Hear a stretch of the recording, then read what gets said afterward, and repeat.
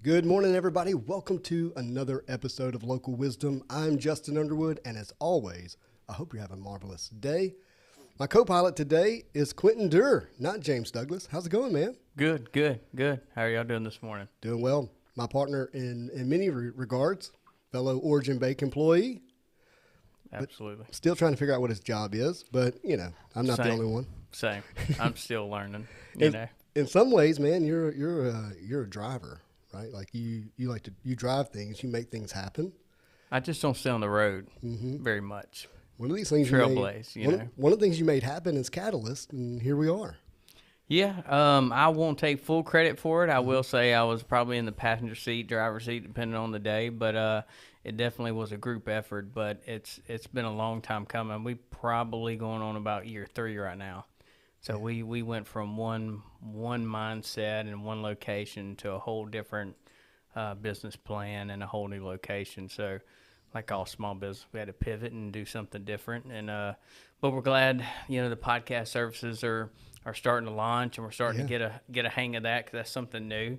There wasn't a manual how to do that. And of course we had to tailor it to the area, which made it different. So. Does make a difference. Well, that's why we have Quentin here this morning, filling in for James. And our topic today is housing and its economic impact. And basically, when I was talking to Quentin, what would you like to talk about today? And he's business minded, right? Absolutely. That's what you do. And you're like, hey, let's marry the two, housing and business, together. And they certainly are married. I mean, we don't have to do that. Like, it just is. Yeah, it's a natural fit. Right, but we can do it from a conversation standpoint, and I'm really excited to get into this because I have, I'm in housing. That's my world. In fact, funny story, when I was younger, I know I'm getting old. I got a kid about to move out, so that makes me old. But when I was younger, I remember talking to someone about, picking a career and all this kind of stuff, and he was like, well, figure out where the flow of money is and jump in the middle of it. And at the time, the three things this person offered was, you've got oil and gas, which is big in our area, right. Obviously. You have real estate, which is big. And then at the time, healthcare was really emerging, which was big. And obviously there's other flows of money, but real estate is the one that immediately attracted me as one of the economic drivers. Like, if you think of it like a pipeline, like it's the big pipeline, and other little pipelines spur off of it. Right. Does that make sense? Absolutely. It's one of those that we call the necessities, right? Mm-hmm. I mean, everyone needs a place to live, so that demand's not going to go anywhere. Man, think about that just for a moment. Shelter is just so essential, and you have to have it. I think it lives in, to some degree, like a basic human right. Now, your size and scale and quality and amenities and those things, that's not necessarily a basic human right, but shelter in itself is. Like, we don't want anybody, not having a place to feel safe. Yeah, I mean, just from a quality of life standpoint, from a mental capacity and housing and what that does, and that's, like you say, that safe place, and what that then allows you from there to move forward with the other things you want to do. I mean, food, housing, Yep. Food, shelter, clothing. A little bit, kind of necessary. And I think it's just such a blessing that I get to work in that essential, because it does have such an impact on families. But bringing it back to, like, the economic impact in the way that, and kind of my question to you this morning is, does housing drive the economy, or does the economy drive housing? I'm curious about that, or business, so to speak. So it's funny, because I was kind of getting my mind wrapped around that chicken and egg situation, right? And so in my mind, I thought, well, you never see, economy that's booming and has a bad housing market. That's a great question. That's great. You know what I mean?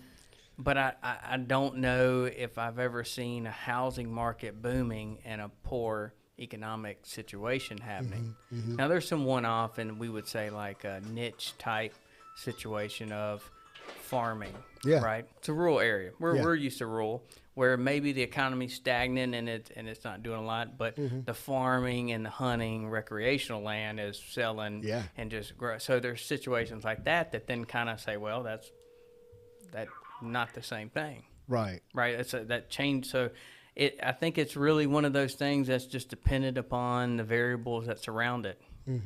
But it definitely goes hand in hand. When you have demand on one side, it usually creates demand on the other. So, thinking about our last, say, 20 years, we had an economic housing boom in the early 2000s, 2000 to run up to 2008. Well, I know you're young. You were a kid at the time, probably, but you might remember it. 2008? Yeah. I had just started at the bank. When did you graduate high school? I graduated high school in 2002. We're literally the same person. I graduated in 2002. Okay. So you lived through it. I just, You lived through it. Yep. But we had this housing boom. In fact, I bought a house in 2002. I was 19 years old. I'm not going to get into how that went down because I'd have to name people. But yeah, literally 19 years old, having never rented an apartment, and I did have some credit. But anyways, was able to get a house because housing at the time was easy. It was easy to get financing. That was part of the problem. Right. We had this economic boom, and housing was I would say in a lot of ways the driver of it, and it collapsed. The system wasn't healthy, right. And it collapsed. It needed to collapse because it created some correction, and I bring that up because two things happened during that time. In the midst of that housing boom, we lost State Farm, and we lost the guide plant, and we're talking about two major economic drivers for Ouachita Parish. And I don't mean to relive history. I'm just using it because it happened. And right. It's relevant to the information. Yeah. And what was interesting in terms of the local impact, our community was not ready for the housing boom. We were not building neighborhoods. We were not having, that much new house growth.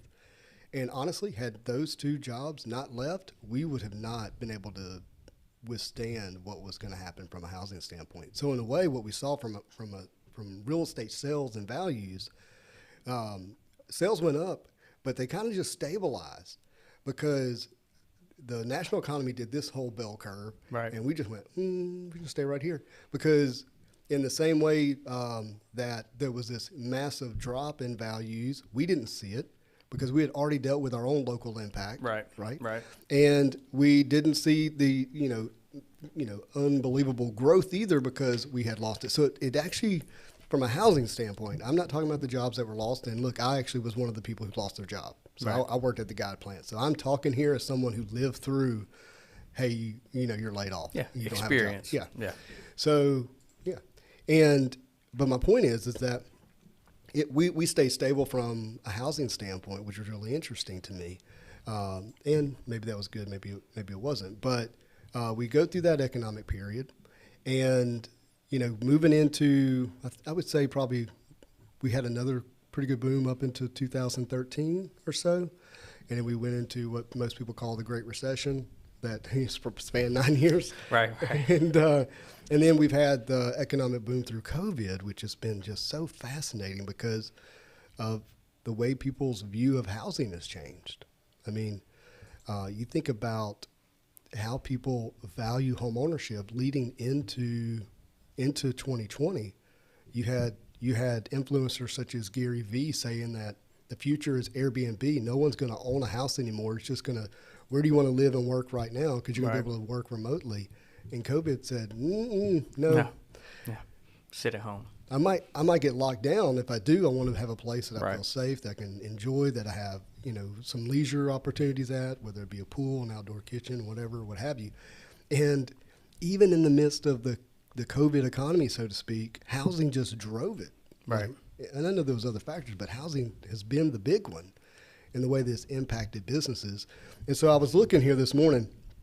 Now, this information is going to come from the National Home Builders Association. Okay. So they're pro want you to build a house. Absolutely. And the second is going to come from the the National Association of Realtors, and they're pro want you to buy a house. So I right. get that this information could be skewed. Right. Okay. Bias, maybe. little bias, but they have some support for their views. But it says building 1,000 average single-family homes creates 2,900 full-time jobs and generates $110 million in taxes and fees. So for every 1,000 houses that are built, 2,900 full-time jobs are created. That's a lot. It's strong. And right now it's a crazy time because I saw last night, I think the GDP was released, and so 2 consecutive times it's dropped. So now technically, by definition, we're in a recession. But of course, other political things said, no, that's not the case. Even though, from what I'm seeing, it feels like we are. For sure. But the housing market is literally in its own bubble right now. Like you see stock market, crypto, everywhere else has been affected. It's taken its hit, but the housing still hadn't. And that's still what's, I think, confusing in one sense, because like usually you'd see the housing market start suffering. Yeah. Interest rates are rising, right? They have risen tremendously since January and February. Right. How are you seeing that from your side, from a demand standpoint? Are those rates being increased, starting to push your buyers away? For sure. There's people out there who are thinking about making a purchase, and they've said, hey, you know what, let me, and I think it's an education issue, but they're saying, you know what, let me wait and see what happens with rates. Not realizing that this is designed to be a check and balance type situation where, the rates are going up in an effort to slow it down, right? Because it was just way overheating, where people were bidding 20, 30, 40, 50,000 above list price, right? 100,000 above list price. In some markets, I'm talking about here locally, and said, that's not what the economy needs, right? So slow it down, and the way we slow it down is we make money more expensive, right? And the problem is supply. It comes back to supply with housing. If you look at the definition of market value, supply and demand is quintessential in the definition. If you have an oversupply, not enough demand, values drop. If you have an undersupply, increased demand, values go up because of competition, right? It's pretty simple. And in 2008, when we saw the last housing bubble collapse, we had almost 3 million houses listed for sale at one time across the country. And that was a time where we were like, hey, there's a foreclosure on every other street. And people were thinking about, hey, sell me a foreclosure. Everybody was getting in real estate. Where's that bank on property? Right. Where are they at now? Yeah. Have you seen them? No. And that's what's so crazy, that in the business world, when you're looking at real estate with business, your real estate situation can choke your business out. And that's what, like you're talking about, how, okay, if everything got heated up, well, if we can't heat up if the supply isn't there. Right. And I think we see that a lot. And then we get caught in the cost of building now becomes more expensive than what a rental rate can support. Yeah.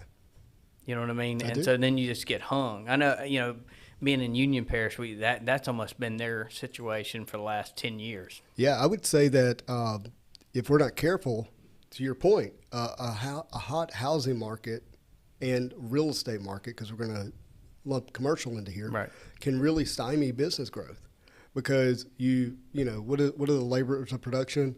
Entrepreneurship, money, labor, and land. Entrepreneurship, money, labor, and land. Our capital would be a better word, Justin. Act like you know what you're talking about. Money. So again, entrepreneurship, capital, labor, and land. If you don't have the land, you don't really get the production from a commercial business standpoint. Like, you've got to have it. And so, yeah, I could see that. But I think what's happening here is it has a lot to do with population, okay? Where you had this segment of potential buyers, we'll call them millennials for the sake of conversation, which you and I barely fit into. Yeah, just a little. And there was a delay in, hey, I'm going to own a house, I'm going to start a family, I'm going to have kids, okay? And that in a way, didn't have us feeling the housing shortage in terms of supply for a while. And then COVID sinks its teeth in, and then that buying segment goes, whoa. Right. I not only am starting a family now, I'm now going to work from home too. Right. Housing is now went from here to, it's really important. Right. Let me move out of my rental. Let me move into my own place. And so you have that population pushing in from a buying standpoint. And on top of that, with low rates, and we've had much better underwriting policies in terms of originating loans with good risk. Right. And so even though, again, COVID sunk its teeth in, we didn't see a massive amount of foreclosures and things like that when people were, not being able to go to work. Not everybody got to go to work during COVID. And so you just don't have enough houses. So what I was saying earlier is in 2008, you had almost 3 million houses available, and it was oversupply. Now we're less than, it was 900 something thousand. These numbers are 2 months old now, so Right. the supply hasn't gotten better. No. And we're constantly having people graduate college, high school, getting in that age of buying a house. So it's constantly more and more buyers entering the market, but our supply hasn't changed. So demand's going up, supply's staying the same or getting, dropping. So of course prices starting to. And what are we seeing? We're seeing teenagers put entrepreneur, investor in their bios on social media. Right. We're seeing young people come out of college with degrees thinking of themselves as a business owner day one. Right. Not 10 years from now. Yeah, started their business in college. Right. And they've read, they've heard, they've seen that real estate is a huge component of that. And it's generally thought of, hey, your first investment needs to be in your home. And that's going to be the anchor that actually drives your real estate portfolio. Number one, the cost of entry is low. Right. The money's cheaper. Right. To get into your primary residence. So yeah, that's why and then you got to have a place to live. Yeah. It just hits so many Makes markets. sense. Right. And you think about that. So the desire that people have to own real estate is not going down. We talked about the need. Now we're talking about the desire, education around it. So I don't see it going away. I actually think we may actually, I want to say this well, I'm not trying to predict the future. Who am I? I don't know anything. Right. I don't know what I'm going to eat for lunch yet. Okay? Facts. I hadn't figured that out yet either. Breakfast would have been nice. But well, yeah, I told you I went to get a smoothie and went off the wrong exit. So I think if we have a crisis in the future, which we always do at some point, I think there is a housing shortage crisis at some point if we're not careful. We're living longer. Thank the Lord that our policies are moving to a place where the population can continue to grow. Right. And so I do think that a housing shortage is something that if we're not really, really thoughtful about as a country, and we drill that down locally, that could be an issue. Yeah, that's one of the big concerns because I'm experiencing. Moved in a rent house, going to sit here a couple of years, and I'm living in Ruston, and that market has just I don't want to spend that much. Mm-hmm. I mentally, and that probably, I guess that's when you start feeling age, when you're like, I remember when a house was, sorry, go ahead. But that mindset of when do you just recognize that is what the cost is, regardless of 10 years ago. I mean, it's kind of like this. So values go up, they go down, but then they go up, and so it's almost like having a yo-yo while riding an escalator up. Right. So you will experience some down points, but the overall trajectory is up. In 2008, at the height of the market, if you'd have bought a house and say, on the West Coast for $500,000, it's worth like 2.3 now. Right. It's like.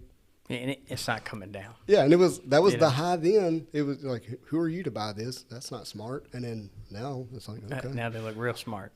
Yeah. So again, I'm not trying to hype housing. I don't think it needs hyping. No, I think it is what it is. But it's interesting you was talking about, one of the first investments you can make that'll kind of be an anchor is buying that first house. Is there, have you seen, because like for me, what I did, I bought my first house in 2008. I was fresh into banking, economy going down. And the first thing I do is like, let me get all in here, right? Yeah. So I buy my first house because they had just put out the tax credit, like a rebate up to $8,000. So I'm like, wait, hold on. I can buy a house with 100% financing. And if I spend over $80,000, I'm going to get $8,000 right off top back to me. Yeah. Absolutely sign me up. So I found one that needed some work. I put about 10 in it, and I stayed in it. And this is always, everybody's situation different, but for me, it was about that 3-year period, right? Because you want to get past the whole capital gains situation. But after 3 years, I was able to tap that equity and then go into the next one. to your point, well, I got to call, like my brain's just firing here because it's so good. Well, number one, you have two opposing forces working in opposite direction. It's not universal, okay, but this is just a general experience that people have with housing with their primary residence. The value goes up, especially if you leave the home better than you found it. Right. Okay, I want to say that again. If you leave the home better than you found it, if you move in, you let your three, Great Danes just enjoy the house any way they want to. Right. Like, don't expect to enjoy the benefit of values increasing over time. Okay, so you got to leave the home better than you found it, and you're paying down that balance. Right. And so you have these two opposing forces working in opposite direction, and it creates equity. But that's not the only factor. To your point, after 2 years in your primary residence, there's certain caps here. I'm not going to go into those and bore you, but for the general public, this is us. You get to tap into that profit tax-free. Right. Like we're talking about another That's a 12, 15%. 18. Now if you sell with less than a year, I think it's 20 if I remember, but don't quote me on that. But it's higher if you sell under a year, and it's lower tax burden if you sell after 1 year. Let's just keep it simple. You live there 2 years. If you live there 2 years, for most people, it's tax-free. Yeah. And so not only have that opposing forces working in opposite direction, creating what we call equity, that becomes your profit, the check you get to take away the day of closing. It's also not taxable income. Right.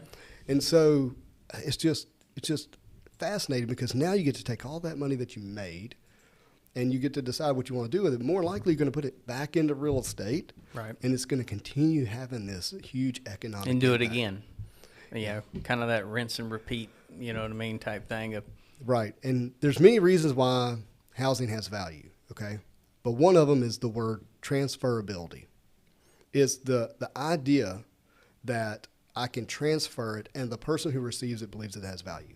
This is a used disposable coffee cup. It had value this morning. Right. After I use it here in a minute, it has less value. It doesn't have as much transferability to the next person. Right. Okay. And then very quickly it ceases to have value, period. Okay. But with real estate, that's not true. I mean, I can go right down here to the Garden District, find a house built in 1905 that still has an economic life of 50 years. Right. Meaning that the next person that buys it not only says, I can live here, but my kids Right. could own this one day. And like I say, if you leave it better than you found it, then it continues. You're going to have. That's what a lot of people, and I'm glad you said that because I've seen it so many times being from a lender standpoint, somebody that moved in the house and just basically used it for 20 years, and then they go to sell it and they wonder why it's not, the value hadn't increased. It's like, well, you've used the life out of it in a sense. A roof hadn't been replaced, you haven't painted, electrical. So if you continuously improve it up to the standard, you're going to, that value, that, the quality stays where it needs to be. We'll do an episode on it one day. It's called Actual Age versus Economic Age. And we'll talk about what that means and how it impacts value for sure. But it is part of that transferability. It's this eccentric belief that the next person is going to get value out of this property and it's transferable, that it's pretty easily transferable, actually, because we have an economic financial system that's built on you getting the money you need to be able to buy it. Right. And so not to everybody, you got to qualify, blah, blah, blah, all that stuff. But, as a whole, it's built to make sure that that's a possibility. So, I mean, it certainly impacts our economy. To your point, it can be localized and how it has its effect. So my question to you is, how do you perceive the local impact that housing is having right now, or vice versa, if you want to speak to how local businesses are impacting housing at the moment? I look at the way that business impacts housing is from that standpoint. When people are creating jobs, that means those people have to have somewhere to live. And wherever that business is located, typically the housing wants to surround it, right? Because, from a commute standpoint, no one wants to drive 40 miles to work. They will if they need to for the job. But so that I've seen, areas grow where went out to the middle of nowhere and built a strip center. I mean, look at Sterlington. Yeah. There was nothing but fields. Farmland. throw a couple of schools and some businesses, and then, now you have start neighborhoods start building around it. So you have that aspect. But then you also have the aspect of, if I'm a business person and I'm trying to figure out where to locate, which location, I'm going to put it around housing where there's people.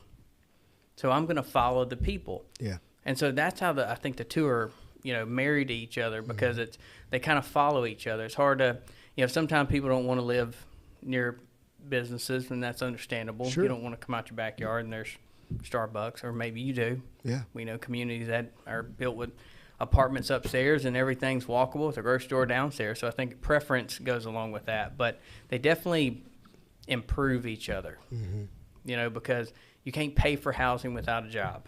Yeah. And you have to have a job to pay for housing.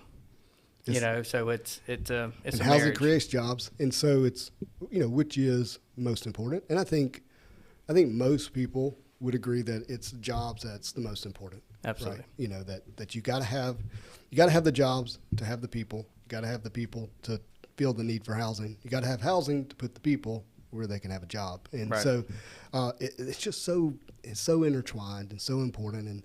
And I think the hope is that our leaders in the area, whether they be political, whether they be financial, whether they be builders, that they understand and continue to understand the importance of housing, that we build policies, we build codes in terms of restrictions. Right. We put in the infrastructure, the things that are needed to make sure that housing is something that's going to be developed.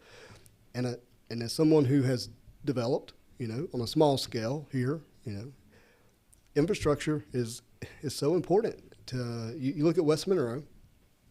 West Monroe, we don't have enough time for me to get into the depths of this, so you're going to have to give me some grace here. But once you get to like Harold Road, you cease to have public sewer. Right. And it's an infrastructure issue, because you get into the hills of West Monroe, and it's expensive to buy the pumps to pump sewer up and down the hill, and down the hill. And because of that, what have you seen? You've seen almost I'm going to get in trouble. Yeah. Almost an overgrowth in the Claiborne school zone, because it does have public sewer. Right. And that's where the subdivisions are going. And so now we're having to redraw school zones, and we have classes that are getting fuller and fuller and fuller, but the investor can only, not only, it's expensive to build a private sewer treatment system for a whole subdivision. Oh, yeah. Right? Yeah. And so it's cheaper to buy the land and already have sewer available.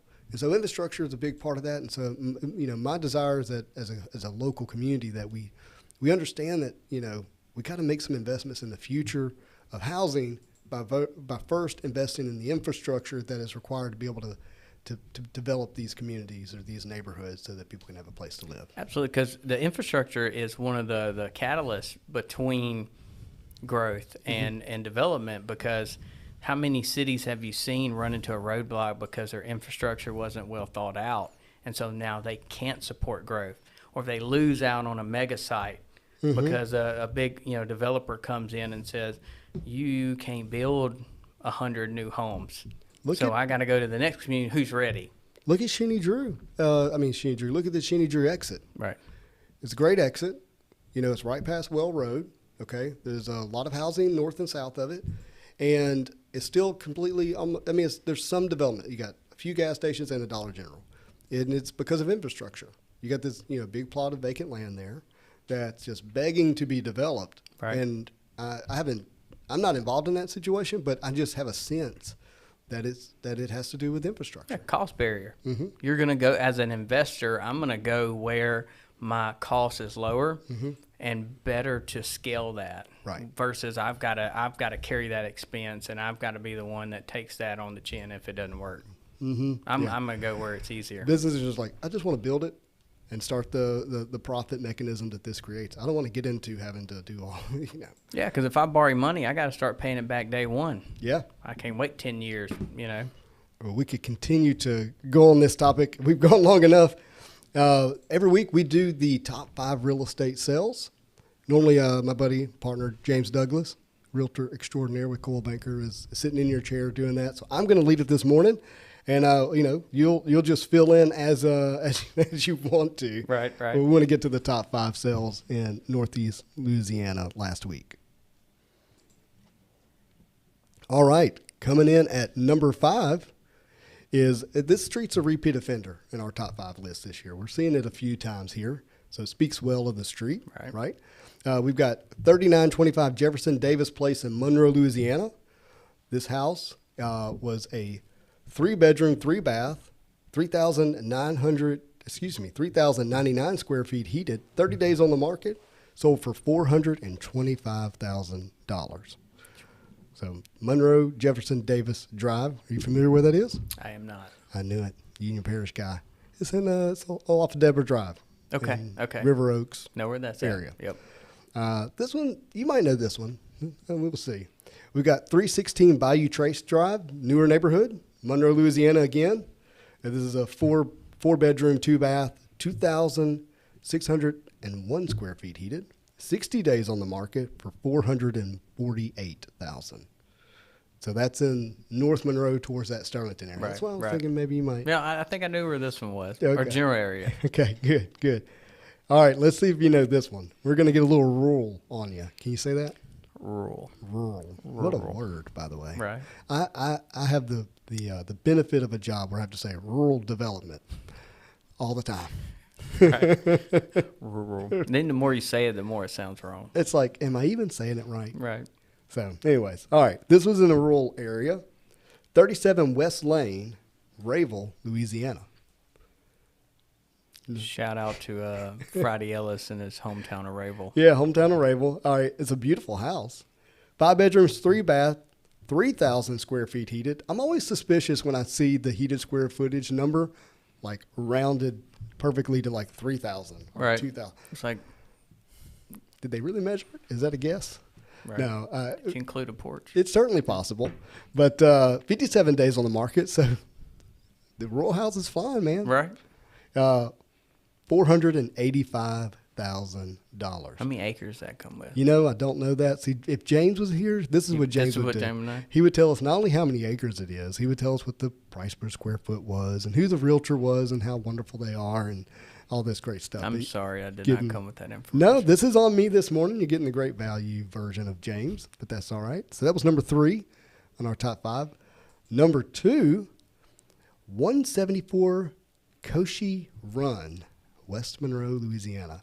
He's like, I'm in the wrong chair. I have no idea. Why am I here? Yeah. This is in West Monroe. It's in the Indian Lake subdivision, I believe. Okay. And so just a fantastic looking house. And it's 5 bedrooms, 3 baths with 3,945 square feet heated.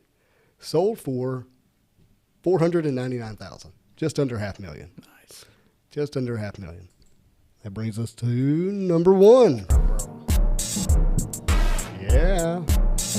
This is where you start rapping.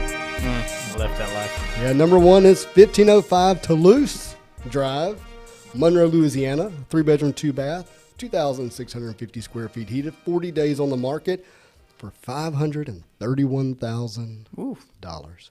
Nice. That is that's right here in Monroe, right off of the Tower Drive area. Great little gated, secluded neighborhood. If you're driving down Oliver Road and you see the brick fencing and there's a really big house that's going up back there. That's the neighborhood that this is. That's our number 1. We've been having some sales in the millions.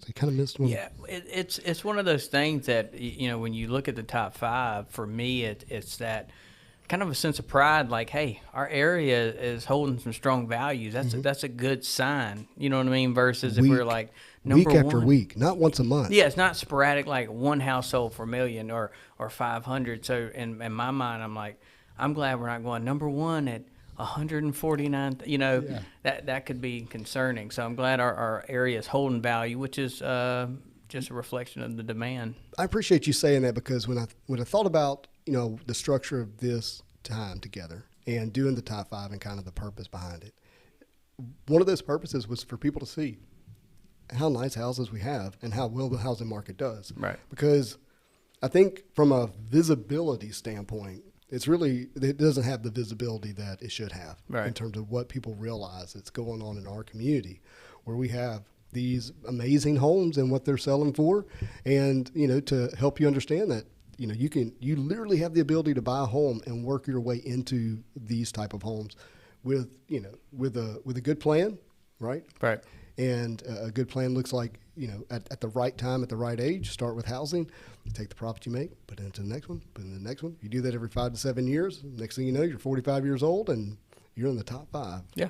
Yeah, and it's a long-term strategy. It is People got to understand that. You don't jump out there and get your first $500,000 house at 23.